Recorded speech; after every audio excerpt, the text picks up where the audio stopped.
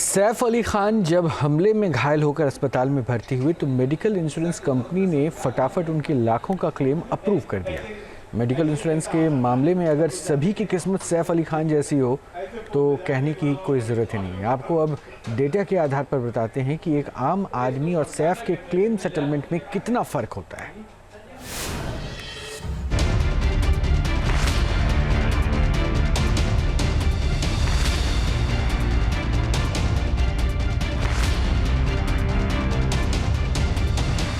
सोलह जनवरी की रात 2:30 पर बॉलीवुड एक्टर सैफ अली खान पर हमला हुआ।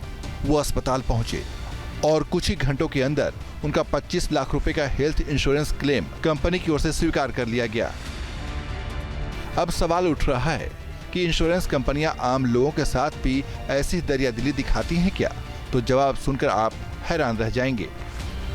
Insurance regulatory authority of India यानी IRDAI ने मार्च 2024 में जारी रिपोर्ट में बताया था कि वित्त वर्ष 2023-24 में इंश्योरेंस कंपनियों ने 11% क्लेम रिजेक्ट कर दिए, जबकि 6% क्लेम अटके हुए थे।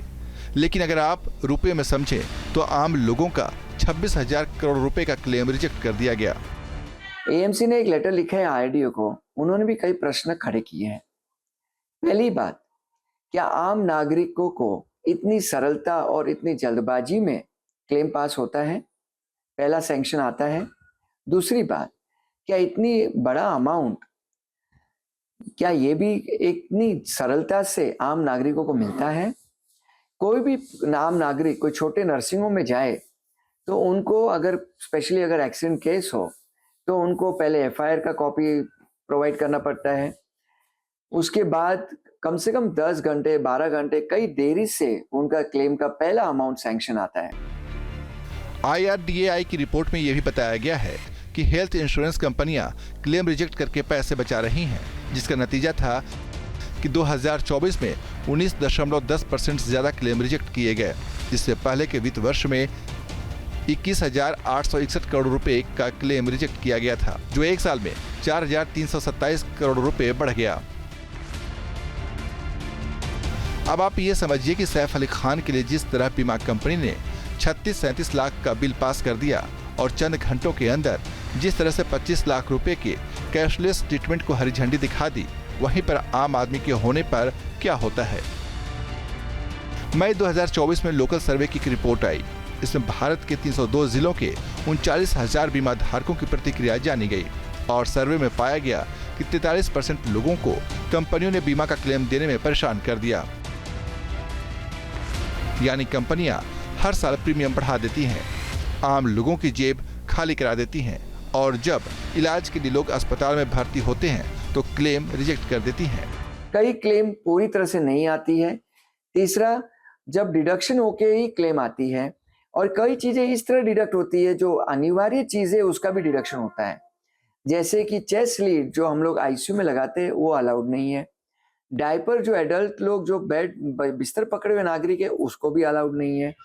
ग्लव्स पहनते हैं वो भी अलाउड नहीं है। तो बिना ग्लव्स के ऑपरेशन आदमी कैसे करे?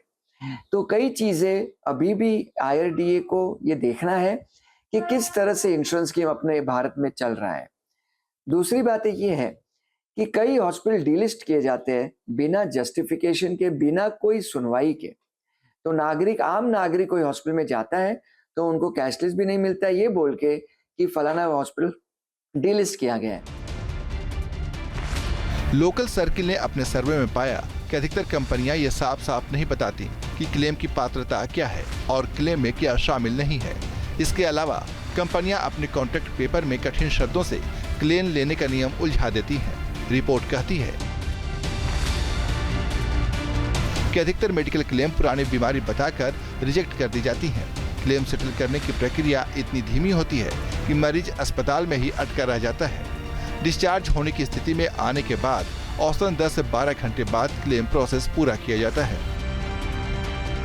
लेकिन सैफ अली खान की तरह अगर क्लेम सेटल होने लगे तो इंश्योरेंस लेने वाले 43% लोगों की प्रॉब्लम दूर हो जाएगी। Team news nation.